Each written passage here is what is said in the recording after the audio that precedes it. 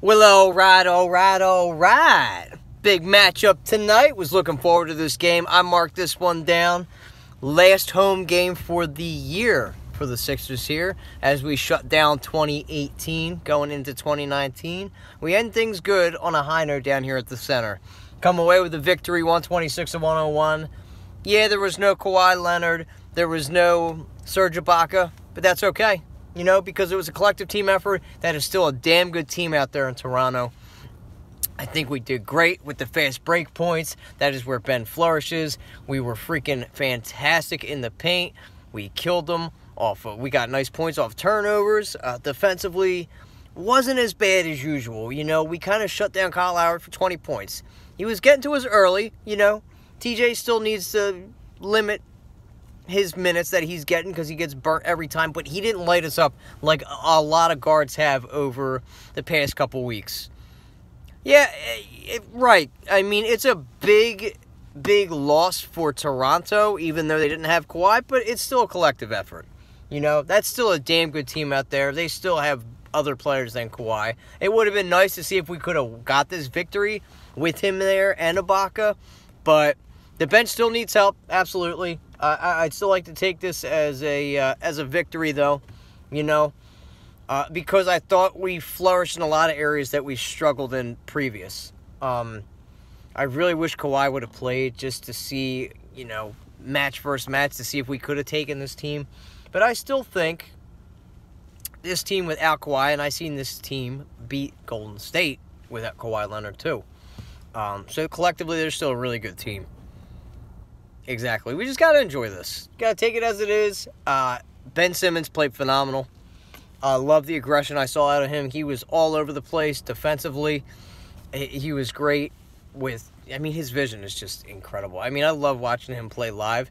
It does frustrate me when he doesn't attack the basket because I know he can get to the rim when he can.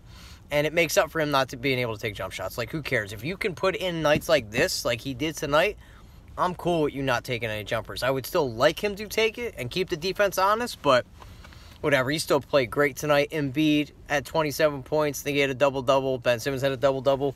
JJ was struggling earlier. He got going. He had 22 for the night, 4 or 5 from downtown.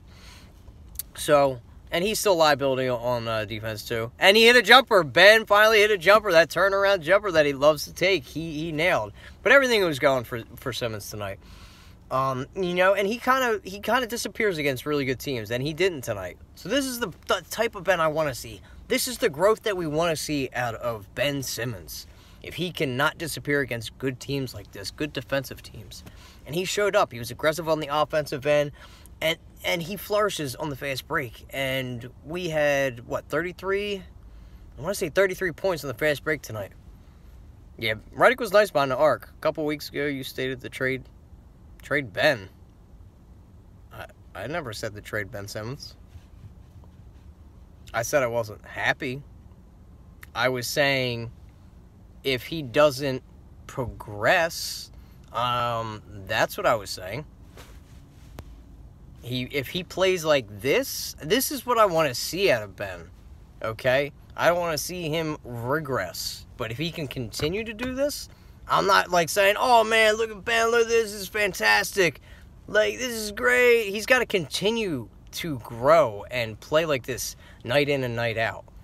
I'm saying I don't want to keep Ben if he turns into the guy that gets 12 points, like 11 assists and shit, and doesn't attack the rim. That's what I'm saying, get rid of Ben. But I think he played good tonight. I like to go off of game by game. That's what I was talking about, bro. So, don't get it twisted. But yeah, it was good. You didn't have to ride Embiid the entire time. I mean, he had a quiet 23 at half, too. I thought our most important quarters was the second and the fourth. We got into foul trouble. We were a little shaky at the line. But it's all right. We didn't really need it.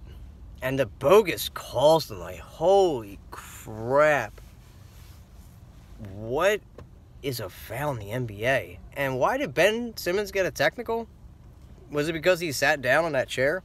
I mean, he can't walk away even? I don't understand. This shit is corny. I mean, they can't walk away. They can't get frustrated. You can't do this. You can't do that. Are they going to let them have any emotion in the games? But it was a nice way to end out 2018 down here at the center. They're going to be going on the road for the next week. And we'll just have to see what goes on from there.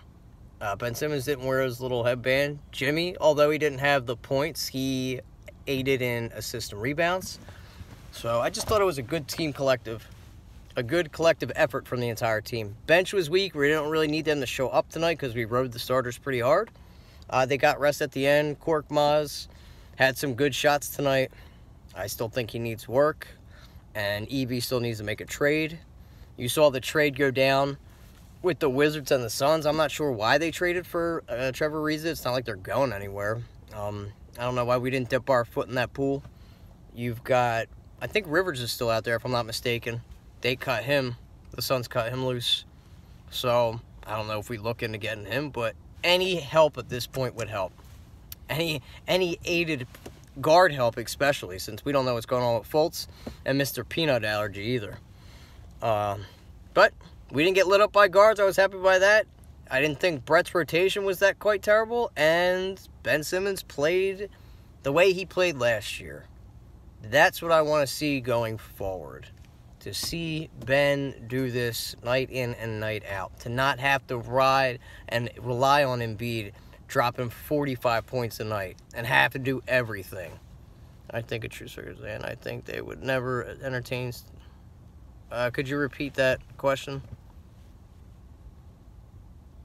Because I missed it. They only stay up for like 3 seconds.